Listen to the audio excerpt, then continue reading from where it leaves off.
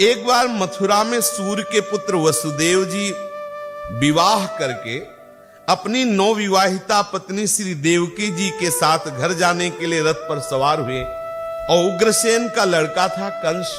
उसने अपनी चचेरी बहन देवकी को प्रसन्न करने के लिए सारथी को हटा दिया और कहा मेरी बहन नववधू के रूप में है, इस समय मैं स्वयं सारथी का कार्य करूंगा।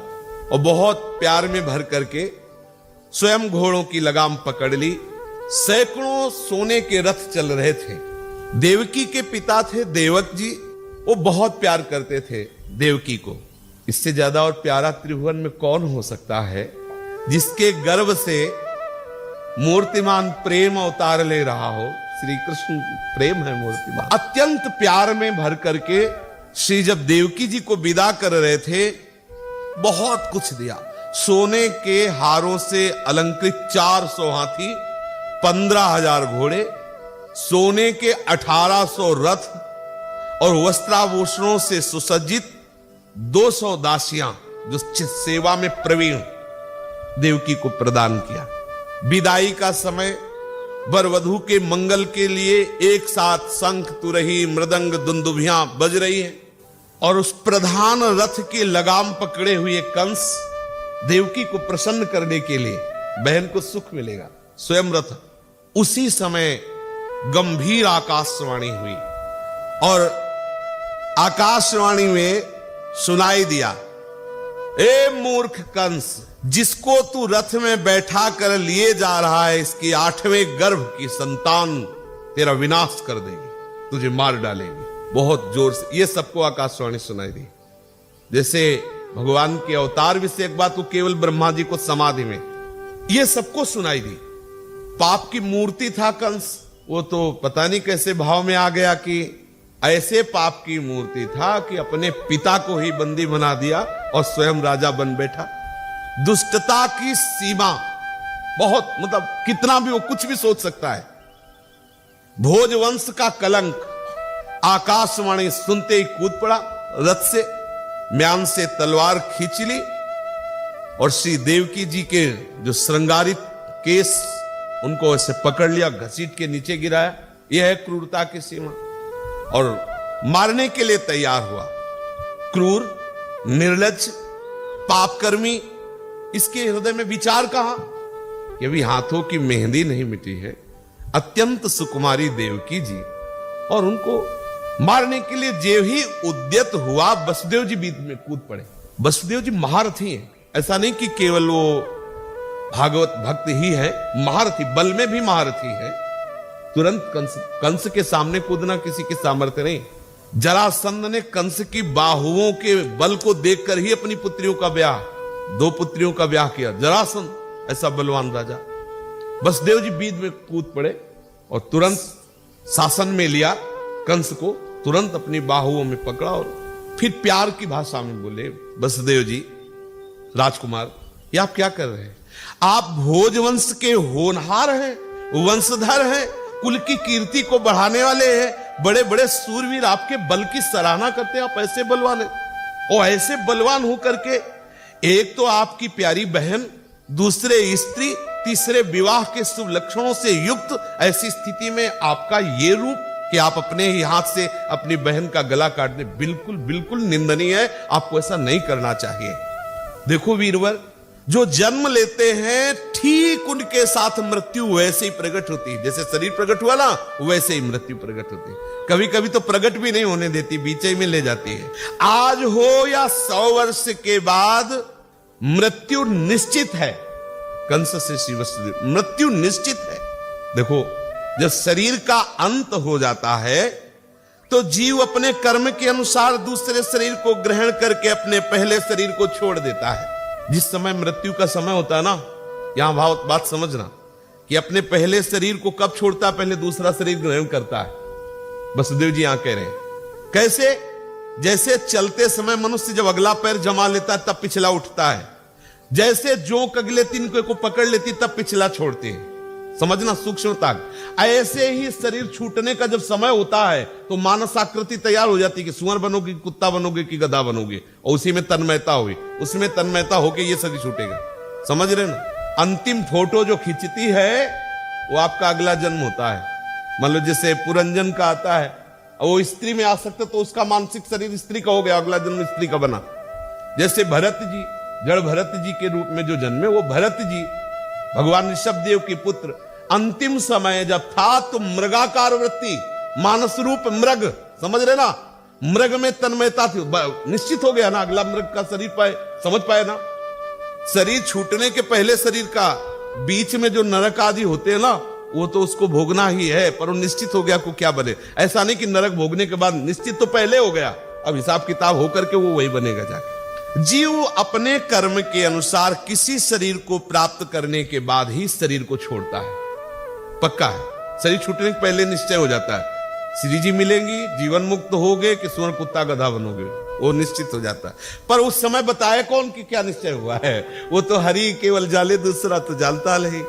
महाराज, जैसे कोई पुरुष जागृत अवस्था में राजा के ऐश्वर्य को देखकर और इंद्रादि के ऐश्वर्य को सुन करके अभिलाषा करने लगता है, उनका चिंतन करते करते घुल मिल जाता है उसी में, तो कभी कभी वो जागृत में भी कल्पना में अपने को राजा देखता है या स्वप्न में देखता है और अपने दरिद्रावस्था को भूल जाता है। ठीक ऐसे ही ये नया शरीर है, ये शरीर का चिंतन छूटा, सामने जिस शरीर का तन्मयता बनी उस शरीर में जाने के लिए तैयारी, इस शरीर का चिंतन छूटा, पूर्ण आसक्ति उसमें हो गई। उदाहरण में बता रहे कि जैसे जागृत अवस्था में तुम दरिद्र हो, लेकिन स्वप्नावस्था में तुमने अपने को राजा देखा तो तुमको ये भान नहीं होगा कि मैं दरिद्र हूं। उस समय तुम राजे जैसे अनुभव में आओगे, और जब जगोगे तब तुम्हें समझ में आएगा कि वो तो सब स्वप्न था। ऐसे ये जन्म मृत्यु सब स्वप्न है, इसका कोई अस्तित्व तो नहीं है। बिल्कुल पक्का समझ लो, ये जन्म मृत्यु अविद्या है, अज्ञान है, भ्रम है, एक जागरण एक स्वप्न है। जागे तो जीवन और स्वप्न तो मतलब सो गए, सुसुप्ति तो मरण, ये सब नाटक चल रहा माया का। कभी कभी तो जागृत अवस्था में मन ही मन उन बातों का चिंतन करते करते तन्मय हो जाता है और स्थूल शरीर की शुद्धि नहीं रहती। वैसे ही महाराज जीव कर्मकृत कामना और कामनाकृत कर्म के बसीभूत होकर के वो बस जन्म मरण के चक्कर में पड़ता रहता है। जो पूर्व संस्कार उसके अनुसार कर्म बना, कर्म से कामना, कामना से कर्म, कर्म से कामना, कामना से कर्म, यही चल रहा है। और सत्संग क्या करता है, कर्म और काम, काम कामना वासना इनको मिटा करके और भजन में भरपूर करके प्रभु की प्राप्ति करा देता है। इसलिए सत्संगत संस्कृति कर अंता। इसलिए अब मैं इस मृत्यु रूप कंस को टालूं, कैसे टालूं? कहा देखो देखो सुनो सुनो, तुम्हें देवकी से कोई भय है? कंस ने कहा नहीं, इसका 8वां पुत्र मार, वचन देता हूं, जो भी पुत्र होगा वचन देता हूं तुम्हारे सामने लाऊंगा, तुम्हारे समीप अर्पित कर दूंगा। कंस ने वसुदेव जी के वचन पर संशय नहीं किया। इतना क्रूर कर्मी राक्षसी स्वभाव का, लेकिन वसुदेव जी की ऐसी प्रसिद्धि थी कि प्राण जा सकते हैं लेकिन इनके अक्षर नहीं झूठे हो सकते।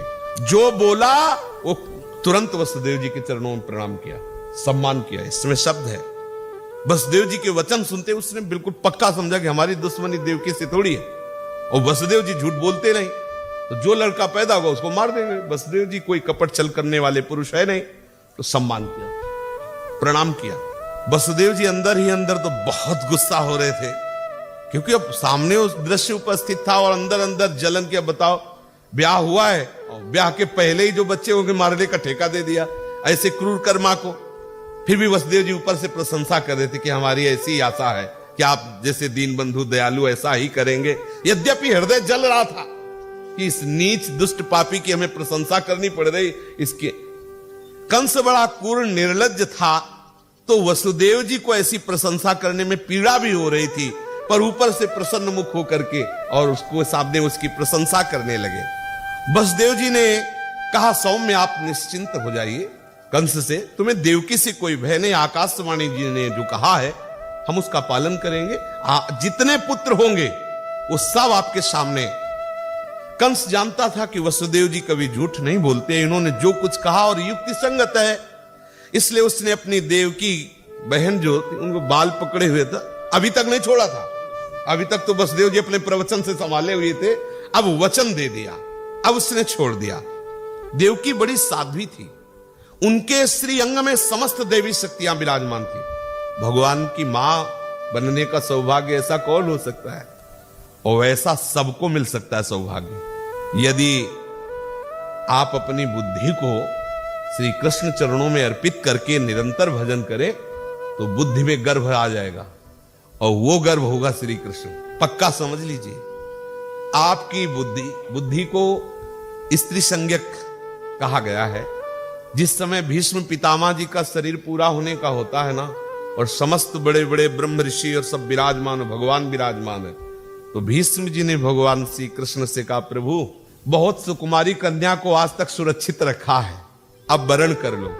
तो सबको लगा कि कोई जानता नहीं किसी कन्या को भी, तो उनका मैंने अपनी बुद्धि रूपी सुकुमारी कन्या को आज तक कभी दूषित नहीं होने दिया। अर्थात हमारी बुद्धि हे श्री कृष्ण आपके चरणों में अनन्य है। आज तक किसी विषय का सेवन नहीं किया, आज तक किसी का अन्य का आश्रय नहीं लिया, अब इसका वरण कर लो, अब इसे अपनी प्रिया के रूप में स्वीकार कर लो। तो जो बुद्धि सदैव श्री कृष्ण का चिंतन करती है तो श्री कृष्ण बुद्धि में ही प्रकाशित हो जाते हैं। अब बुद्धि बुद्धि नहीं रही, श्री कृष्ण बुद्धि हो जाते हैं। सबके हृदय में ये काम क्रोधादि का पहरा है, सबके हृदय में नहीं पहरा, और सबका हृदय दुखी है।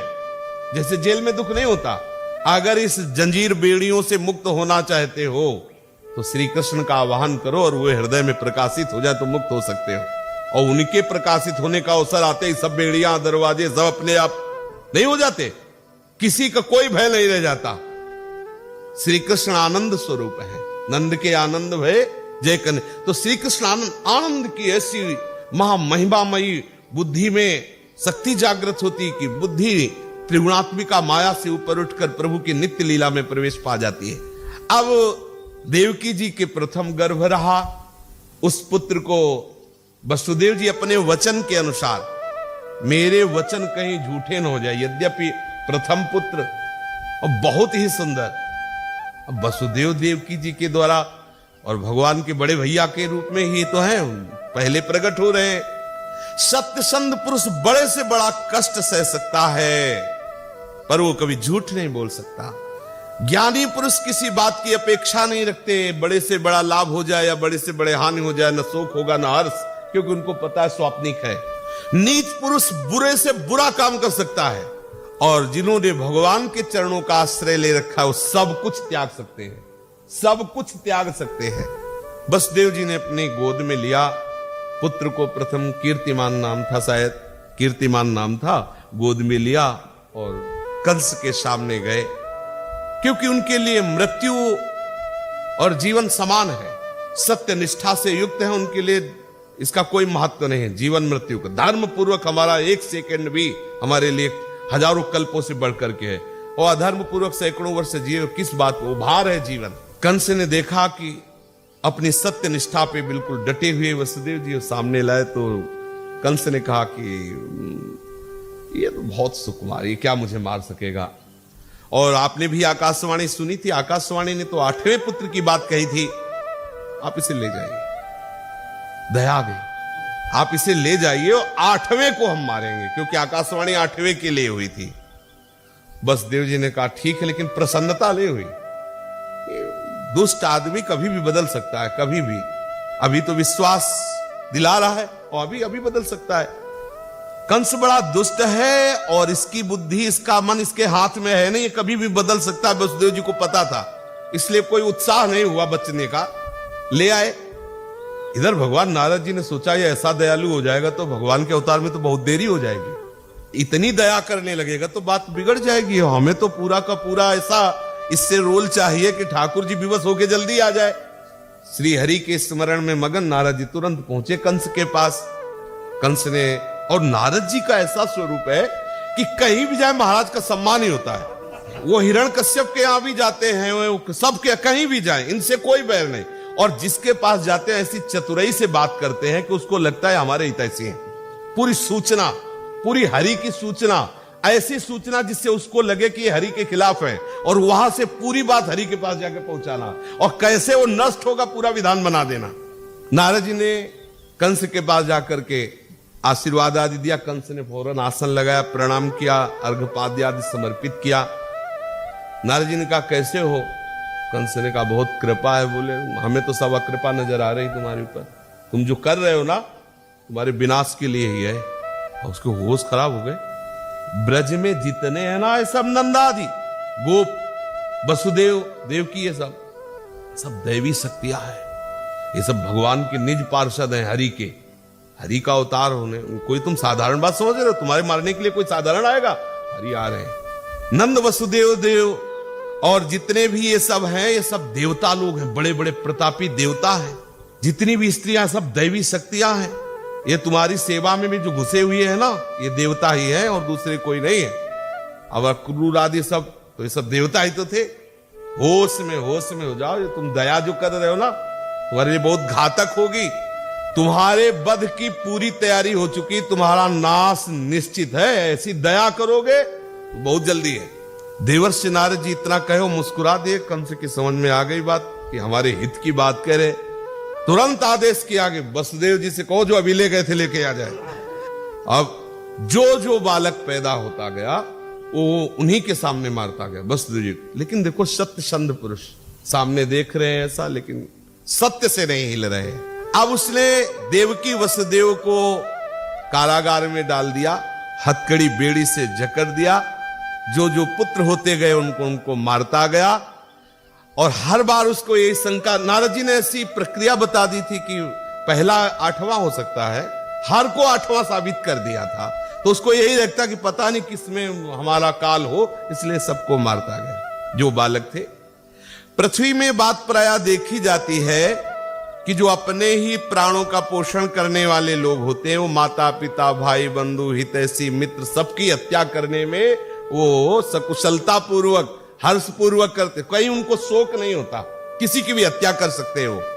अब कंस के चिंतन में आने लगा कि मेरा काल हरि है और अब निश्चित है कि वो मुझे मारने के लिए आ रहा, तो मुझे कठोर व्यवहार करना चाहिए। अब यहां देखो, हरि के अवतार होने पर अभी तक तो हो सकता है थोड़ा कम वजन वाली बेड़ियां हो, लेकिन अब ज्यादा और लोहे की कड़ी कड़ी बेड़ियां लगा और बहुत सतर्क पहरेदार, बहुत कष्टप्रद जीवन देवकी वसुदेव जी का कर दिया। समस्त देवता लोग भगवान की स्तुति किए, भगवान शंकर ब्रह्मा जी आदि, कि प्रभु बहुत सताए जा रहे हैं।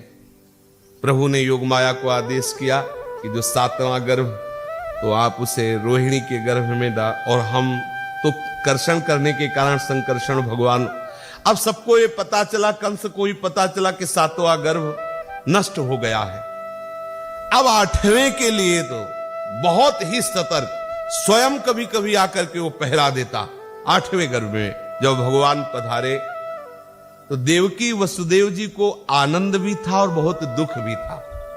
जैसे जैसे दिन नजदीक आने लगे, सूरदास जी ने बड़ा सुंदर वर्णन किया है, तो श्री देवकी जी ने वसुदेव जी से प्रार्थना की कि अभी तक हम आपके सत्य के आगे झुकी रही, एक शब्द भी नहीं बोला कि आप हमारे पुत्र को कहां लिए जा रहे हो।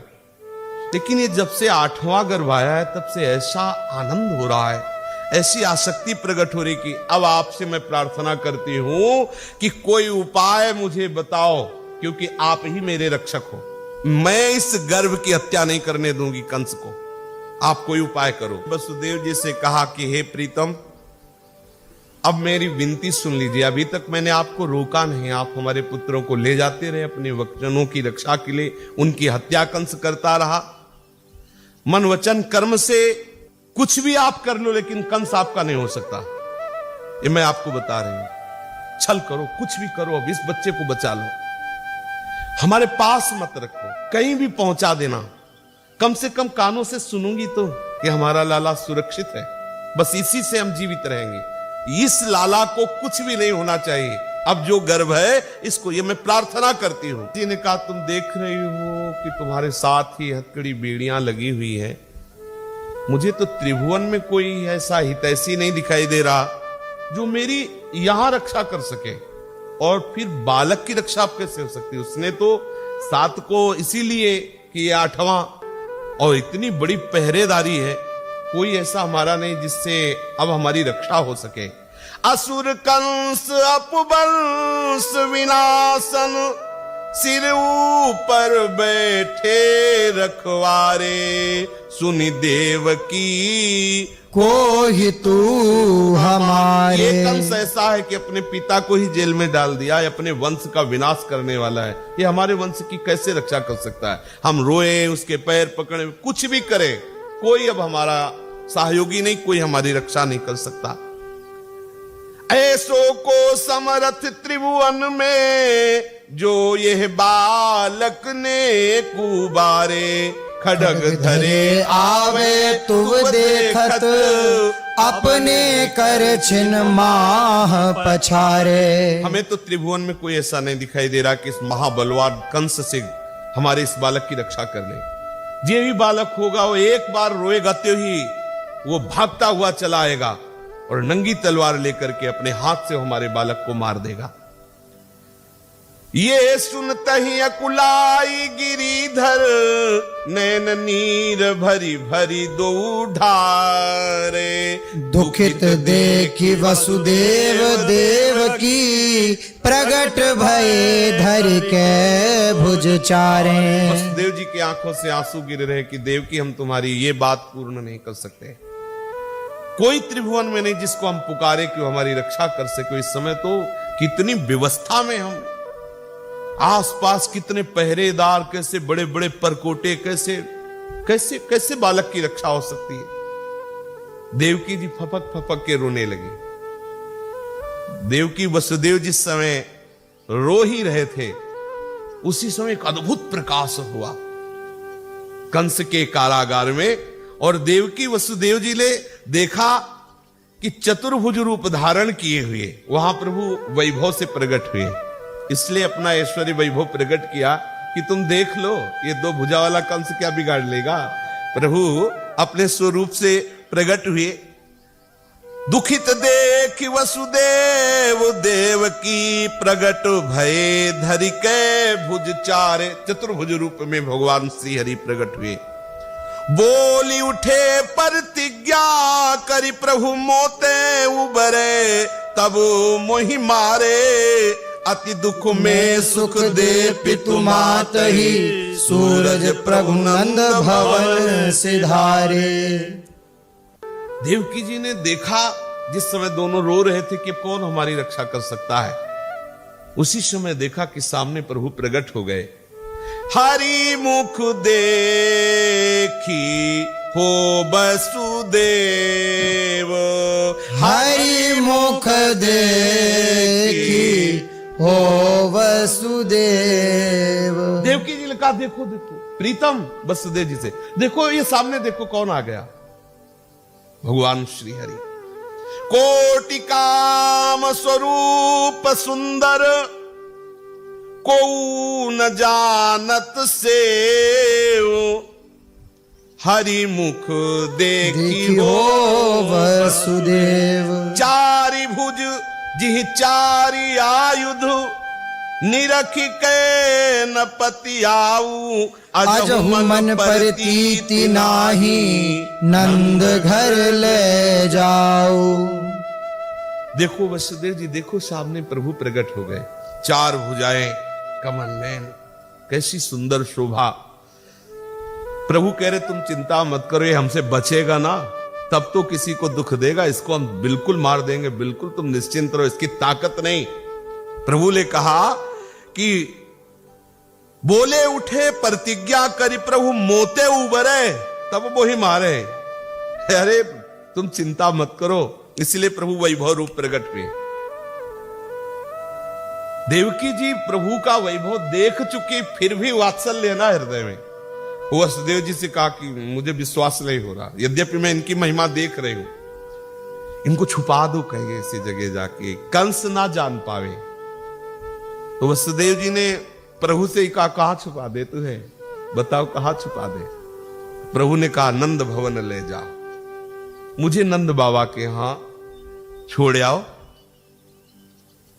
अब वो उस मां से पूछो जिसका इतना सुंदर पुत्र हो और उसे छोड़, तुरंत अभी प्रकट हुए। और अभी आप यहां थोड़ी देर विचार पूर्वक उपासना के विषय में देखिए। जब कोई उपासक ये निश्चय करता है कि मुझे श्री कृष्ण प्राप्ति करनी है इस जन्म में, तो उसको घेर दिया जाता है। ध्यान रखना, हो सकता है आपका शरीर बड़े असाध्य रोग से ग्रसित हो जाए, हो सकता है आपके जितने सब अनुकूलता देने वाले सब प्रतिकूल हो जाए, आपका मन आपके प्रतिकूल हो जाए, आपकी बुद्धि आपके प्रतिकूल, काम क्रोध लोभ मोह मद मत्सर ये सब आपको घेर सकते हैं। ये सब कंस के परिकर है, हथकड़ी बेड़ी जकड़े हुए। आप देखो, कहते हैं एक बार कृष्ण नाम लो तो कृष्ण नाम आकर्षित करके माया मुक्त कर देता है। कृष्ण के बाप हैं, वो जेल में है। हम ये इसलिए समझा रहे हैं कि थोड़ा सा लीला पर विचार कीजिए। इनके जैसा सुकृतवान, इनके जैसा तपस्वी, इनके जैसा भजनानंदी कोई होगा? वसुदेव देव की जैसा अखिल लोकों के पिता। प्रभु गीता में कहते हैं मैं सबका पिता हूं, सबका बाप हूं, क्योंकि आप ही आप हैं, तो आपका हो चाहे बाप का हो बराबर है। लेकिन ये पुत्र बनते हैं, आके पिता का सौभाग्य देते हैं। आप समझो, ऐसे महान भक्त श्री देवकी वसुदेव जी हैं, लेकिन ये सौभाग्य जिनको प्राप्त हुआ उनकी जरा जीवनी पर देख लीजिए। अभी ब्याह से लेकर के यहां तक देख लीजिए, सरकार के प्रकट होने तक पहले इतने देख लीजिए। कंस का भयंकर कारागार और उसके बड़े क्रूर कर्मा जो दैत्य स्वभाव वाले, वो सब पहरेदार, हथकड़ी बेड़ी जकड़ी हुई, और वो हर पुत्र को मार देता है कंस। और ऐसे भयावह स्थिति में ऐसे महाभागवत के गर्भ से भगवान प्रकट हो रहे हैं। आप विचलित हो जाएंगे तो कैसे आप श्री कृष्ण प्रेम प्राप्त करेंगे? सोचो, आप थोड़ा सोचिए। अरे भाई, तुम जान नहीं पा रहे हो, तुम अपनी वो बिगाड़ वाली बात कर रहे हो जो कहीं पूर्ति होने वाली नहीं है। तुम्हारा मन तुम्हारा साथ नहीं दे रहा, तुम्हारी बुद्धि तुमको साथ नहीं दे रही, लेकिन तुम्हारे गुरु, तुम्हारे इष्ट तुम्हें साथ दे रहे, कोई नहीं बिगाड़ सकता। और यदि आप इष्ट गुरु से चले गए तो हरि गुरु चरण सेवानुसर हो। अगर हरि गुरु से मिले हो तो कोई तुम्हारा बिगाड़ नहीं सकता। यद्यपि भगवत प्राप्ति पर जो ही आपने निश्चय किया कदम रखे, तो कोई ऐसा आज तक उदाहरण नहीं है कि हंसते खेलते खाते भगवत प्राप्ति हो गई है। किसी भी महाभागवत का चरित्र आप पढ़ के देख लीजिए, किसी भी महाभागवत का चरित्र अगर नहीं लिखा गया है ये बात, तो उसके जीवन में रही है। अंतर और बाहर से भयंकर प्रतिकूलता उसको घेर लेती, कोई भी हो, आप पढ़ के देख लीजिए, चरित्र पढ़ के देख, और आपको ऐसा नहीं घेर सकती, ये वादा है। क्योंकि हम कलयुगी जीव हैं, हमारी इतनी सामर्थ्य नहीं है। तो हमारे प्रीतम सर्वज्ञ हैं, हमको जुखाम से काम बना देंगे। इधर उधर थोड़ा छींक जुखाम हो गिला, बोले हाँ बहुत भारी प्रतिकूलता है इसे। पर इतना समझ लो कि जितना जितना आपके अंदर पावर आता जाएगा, उतना उतना आपके जीवन में प्रतिकूलता आती जाएगी। मेरे प्रभु का अवतार प्रतिकूलता में ही होता है, आप देख लीजिए। रामावतार में देख लीजिए, प्रभु सच्चिदानंद में भगवान के लिए कितना तड़प रहे दशरथ जी। फिर गुरु वशिष्ठ जी के आदेश से श्रृंगी ऋषि के द्वारा यज्ञ होती है, पुत्रष्टि यज्ञ, तब सरकार पधारते हैं। और तब से लेकर के और अंतिम समय तक दशरथ जी के जीवन को देख लीजिए, हर समय वो रामासक्ति में विकल है, और वही राम उनके सामने 14 वर्ष के लिए वनवास जा रहे हैं। अंतिम समय अपने प्रीतम के वियोग में प्राण त्याग रहे हैं दशरथ जी, प्रीतम भगवान श्री राम के वियोग में। हा राम हा राम हा राम कहते हुए कितना, मतलब दशरथ जी के प्रेम को बंदोवध भुआल, सत्य प्रेम जही राम सो, बिछुरत दीन दयाल, तन सम तन ऊपरी हरियो, ऐसा गोस्वामी जी वर्णन करते हैं। कहीं भी आप किसी भी लीला में देख लीजिए, मेरे प्रभु अपने प्रेमी को ऐसे कस के रखते हैं, कहीं से भी ढीला नहीं रखते हैं। वह हृदय भर ढीला रहता है, हृदय भर द्रवित रहता, बाहर से कस देते हैं। आप कसने में क्यों परेशान होते हैं? जब हमारे ठाकुर जी बाहर से रिंच लगा के आपको कसते हैं, तो आपके अंदर उतने ही द्रवण पदार्थ डालेंगे प्रेम, पर बाहर से ये प्रेम का पारा उन्हीं के कसे रुकेगा, अन्यथा नहीं रुकेगा। अपने लोगों को इन लीलाओं का चिंतन करके धैर्यवान बनना चाहिए कि इनके जैसा महाभागवत कौन होगा जिनको माता पिता का सौभाग्य मिल रहा है, और कितना कष्ट है ऐसे लाडले इतने इंतजार के बाद आ रहे हो, तुरंत जा रहे। जरा देवकी जी की हृदय की तरफ देखिए, क्या मच रहा होगा हृदय में। ऐसे सौंदर्य माधुर्य निधि प्रभु पर अभी प्रकट हुए, थोड़ा चैन से हृदय से भी नहीं लगा सकते, क्योंकि ऐसे बंधे हुए हैं। और कह रहे हमें नंद भवन में छोड़ आओ चल करके। कैसे कैसे जिए आप जरा देखिए। कितना धैर्य चाहिए उपासक को, कितना धैर्य चाहिए प्रभु के इस मार्ग में। श्री देवकी जी ने कहा, अब भी मुझे विश्वास नहीं हो रहा कि आपको कंस दुख नहीं देगा, क्योंकि वात्सल्य विश्वास नहीं होने देता। जैसे पुत्र है, बहुत सयाना चतुर पढ़ा लिखा है, लेकिन मां आएगी पेट में हाथ रख, पाया कि नहीं पाया? बोले नहीं, हम जानते हैं कि तुम ऐसे ही हो, लल्लू हो, तुम अपने समय से प्रसाद ले पाओ, भले वो कलेक्टर हो, लेकिन उसकी दृष्टि में भोला भाला बच्चा ही रहे, चल हमारे साथ पा चल करके। ये वात्सल्य सर्वेश्वर भगवान अपना ऐश्वर्य दिखा रहे हैं, लेकिन वो वात्सल्य के आगे काम नहीं कर रहा। फिर भी वसुदेव जी और देवकी जी वात्सल्य में डूबे हुए कि प्रभु फिर भी मुझे भय लग रहा है, तो मुझे नंद भवन में छोड़ आओ, ऐसा प्रभु ने आदेश किया। इधर जेल में आनंद प्रकट हो रहा, तो समस्त लोकों में अब आनंद की लहर छा गई। देवता, गंधर्व, विद्याधर, किन्नर सब नृत्य करने लगे, दुंदुभियां बजने लगी, गाने लगे, अप्सराएं नृत्य करते हुए पुष्प वर्षा कर रही हैं। सब जय हो जय हो जय हो, क्योंकि आनंद सिंधु प्रभु कंस के कारागार में प्रकट हुए। प्रभु ने आदेश किया कि मुझे नंद भवन में ले जाओ।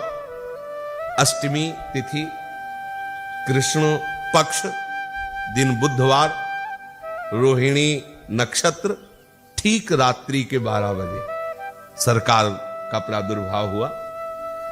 अब प्रभु को जे भी स्पर्श करने की चेष्टा की तो समस्त बंधन अपने आप गायब हो गए। मायाधीश है प्रभु, समझ रहे हो ना? बंधन तभी तक है जब तक श्री कृष्ण का स्पर्श नहीं हो रहा। श्री कृष्ण के स्पर्श होते ही कोई बंधन टिक नहीं सकता, सब छिन्न भिन्न हो जाएंगे। हमारी कोशिश यही हो, हम अपने मन बुद्धि चित्त अहम को श्री कृष्ण चरणों का स्पर्श करा दें। भादों की अधराती अंधियारी, भादों की अधराती अंधियारी, भाद्र अष्टमी, कृष्ण पक्ष, बुधवार, रोहिणी नक्षत्र, मध्य रात्रि। द्वार कपाट कोट भट रोके, दसी दिस कंत कंस भय भारी। द्वार कपाट कोट भट रोके, दस दिस कंत कंस भय भारी। गरजत मेघ महाडर लागत, बीच बढ़ी जमुना जलकारी। गरजत मेघ महाडर लागत, बीच बढ़ी जमुना जलकारी। वैसे ही भादों की अंधियारी रात, मेघ गर्जना कर रहे, मूसलाधार वर्षा हो रही है, और यमुना जी उफान पे है। शास्त्रों महाबली कंस के जो योद्धा उनका पहरा है, बड़े बड़े कपाट लगे हुए, कपाट खुल गए, हथकड़ी बेड़ियां छूट गई, कपाट खुल गए, और भगवान शेष जी फण का छाता लगा के चल रहे हैं कि ठाकुर जी पर वर्षा की बूंद न हो। और आगे सिंह गर्जना से भगवान नरसिंह जी चल रहे। भगवान का जो नरसिंह अवतार है वो आगे गर्जना करते हुए, कोई भी स्पर्श न कर सके वसुदेव जी को, क्योंकि यदि भगवान की रक्षा का भाव आपके अंदर है ना, तो रक्षा तो वही तो करेगा। अच्छा, जैसे श्री कृष्ण बाल गोविंद की रक्षा कर रहे हैं, गोपीजन तो कैसे कर रहे हैं? कृष्ण नाम से ही तो कर रहे हैं। शेष जी कौन है? भगवान ही तो है। भगवान शेष जी ऐसे फड़के हुए चल रहे हैं। अब जाके के आगे देखा तो अपार यमुना जल राशि। वसुदेव जी को लगा कि अब रात्रि में घोर अंधकार, अगर कुछ दिखाई दे रहा है तो लाला के श्री अंग की चमक से ही दिखाई दे रहा है। इंद्रनील मणि है ना लाला, तो उन्हीं की चमक से दिखाई दे रहा है। ऐसे काली अंधियार, वो मतलब अगर अंधकार में ही रात्रि है और मेघ ना हो तो तारागणों का कुछ प्रकाश रहता है, लेकिन मेघ छाया हुआ है और ऊपर से वर्षा हो रही है। यमुना जी में श्री वसुदेव जी प्रवेश करते हैं, तो तो यमुना जी उफान भरती है। वसुदेव जी ने कहा कुछ भी हो, प्राणों की बाजी लगा करके नंद भवन तक लाला को तो पहुंचाना है। और वो लाला को ऊपर उठाते जाते हैं। यमुना जी सोचती हैं कि अब हमारे प्रीतम हमारे पास से जा रहे हो, इनके चरण स्पर्श न कर पावे। यमुना जी और उफान भरती है। तब फिर लाल जी ने सोचा कि जब यहां तक जल आ गया कि मतलब यमुना जी मानेंगे नहीं, वो वसुदेव जी भी नहीं मानेंगे, तो यद्यपि बहुत छोटे हैं ऊपर, वो धीरे से अपना श्री चरण, अब अगर वो चरण बढ़ाना चाहते हैं तो बलि के यहां से बढ़ा दिया तो ब्रह्मलोक तक पहुंच गया। तो उनकी बात यमुना जी ने जे ही चरण स्पर्श किया यही यहां तक आ। वसुदेव जी को लगा कि ये क्या जादू हो गया कि इतनी बाढ़ी हुई यमुना जी। बस यमुना जी को पार करके गए तो जैसे यहां सब पहरेदार सोए हुए थे, ऐसे पूरे नंद भवन में, नंद ग्राम में सब सोए, कोई भी नहीं जगह था, सब योग माया के वशीभूत सो रहे थे। और खास गुप्त बात जिसे बाहर के लोग नहीं जानते, यशोदा जी के भी लाला हुआ था। ये जो लाला हुआ देवकी के, ये चतुर्भुज नारायण श्री हरि, जिनको भगवान विष्णु का अंश कहा गया शास्त्रों में, और ये जो लाला हैं ये निकुंज से आए हुए हैं। आनंदाज नंद के द्वार दास अनन्य भजन रस कारण प्रगटे लाल मनोहर ग्वाल। रात्रि का समय है, योग माया ने सबकी बुद्धि को ढक लिया है, अर्थात सब सुसुप्ति अवस्था में है। यशोदा मैया भी, कोई नहीं है दासी यशोदा में, सब खग मृग पशु पंछी सब, किसी को पता नहीं कि वसुदेव जी आए हैं। और जे ही गए तो वसुदेव जी को, तो ऐसे वो वसुदेव जी लाला को यशोदा जी के बगल में सुला रहे, ऐसे थोड़ी सुला रहे, ऐसे कि कोई देख तो नहीं रहा है। और वो लाला के ऊपर लाला समा गया। इसलिए दो लाला के चरित्र हैं अपने ब्रज में। एक है ऐश्वर्य लाला जो कभी अघासुर मारता है कभी बकासुर मारता है, वो चतुर्भुज नारायण। और एक है रास विलास माखन मिश्री, ये हमारे लाला है। आज दोनों लाला यशोदा जी के बगल में एक होकर के शयन कर रहे, और सुबह फिर दासी सूचना देती, वो जगती लाला हुआ। वो आगे का शेष प्रसंग कल चर्चा। श्री राधा वल्लभ लाल की जय।